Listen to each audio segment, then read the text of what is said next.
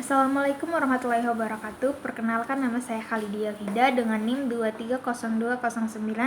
230209501071. Jadi saya di sini akan menjelaskan materi mengenai thread dan sinkronisasi. Apa sih sebenarnya thread itu? Thread adalah sekumpulan perintah atau instruksi yang dapat dilaksanakan secara sejajar dengan ulir lainnya dengan menggunakan cara time slice atau ketika satu CPU melakukan perpindahan antara satu ulir ke ulir lainnya, atau multiproses ketika ulir-ulir tersebut dilaksanakan oleh CPU yang berbeda dalam satu sistem. Adapun keunggulan dari thread, yang pertama adalah responsif, yang kedua adalah research, dan yang ketiga ekonomi, dan yang terakhir adalah utilization of multithreading architecture. Selanjutnya adalah model multithread. Model multithread terbagi menjadi dua. Yang pertama adalah user atau pengguna thread, dan yang kedua adalah kernel thread.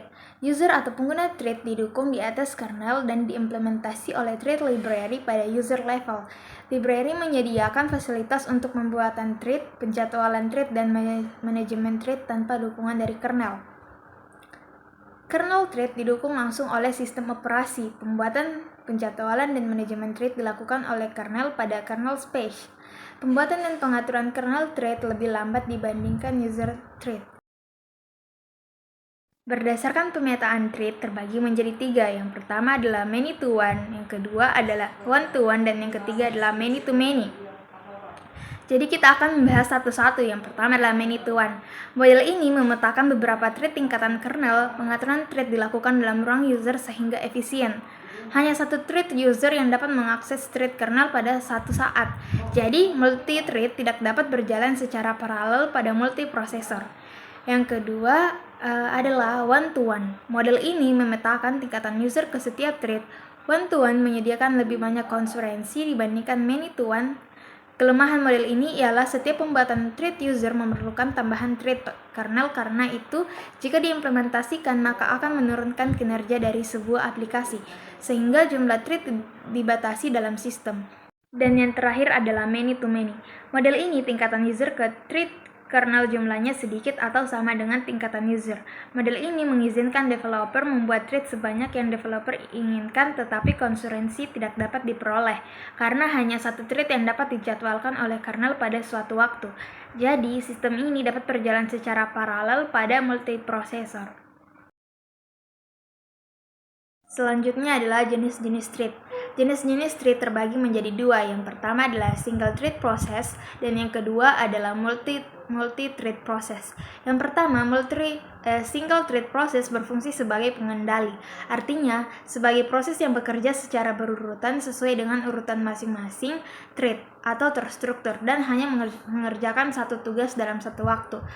Multi-thread process adalah satu atau beberapa thread yang dijalankan secara bersamaan, di mana masing-masing thread tersebut dijalankan pada jalur masing-masing. Setiap thread pada multi-thread menjalankan kode atau script program secara berurutan. Nah, materi selanjutnya adalah sinkronisasi. Apa sih itu sinkronisasi? Sinkronisasi adalah proses pengaturan jalannya beberapa proses pada saat yang bersamaan untuk saling bertukar data agar memiliki jumlah data yang sama. Tujuan utama sinkronisasi adalah untuk menghindari terjadinya inkonsistensi data karena pengaksesan oleh beberapa proses berbeda atau mutual exclusion, serta untuk mengatur urutan jalannya proses-proses sehingga dapat berjalan dengan lancar dan terhindar dari deadlock dan starvation. Selanjutnya adalah masalah pada sinkronisasi. Yang pertama adalah race condition, situasi di mana beberapa proses mengakses dan memanipulasi data bersama pada saat bersamaan. Nilai akhir dari data bersama tersebut tergantung pada proses yang terakhir selesai. Untuk mencegah race condition, proses-proses yang berjalan bersamaan harus disinkronisasi. Yang kedua adalah critical selection, sebuah segmen kode di mana sebuah proses yang mana sumber daya bersama diakses. 1. Entry selection, kode yang digunakan untuk masuk ke dalam critical selection. Yang kedua adalah critical selection, kode di mana hanya satu proses yang dapat dieksekusi pada satu waktu. Yang ketiga adalah exit section, kode akhir dari critical selection mengizinkan proses lain. Yang keempat adalah remainder section, kode istirahat setelah masuk ke critical selection. Selanjutnya adalah deadlock. Deadlock, keadaan di mana dua program memegang kontrol terhadap sumber daya yang dibutuhkan oleh program lain. Tidak ada yang dapat melanjutkan proses masing-masing sampai program yang lain memberikan sumber dayanya, tetapi tidak ada yang mengalah. Yang kedua adalah menghadapi deadlock.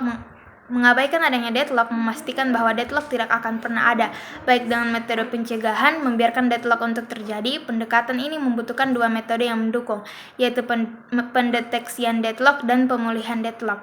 Yang ketiga adalah mencegah deadlock. Syaratnya mutual exclusion, hold and wait, no preemptive, dan circle wait.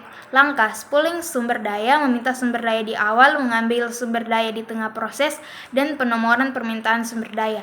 Kelemahannya adalah dapat menyebabkan chaos, sulit memprediksi di awal, dan tidak optimal. Hasil proses yang tidak akan baik dan tidak ada penomoran yang memuaskan semua pihak.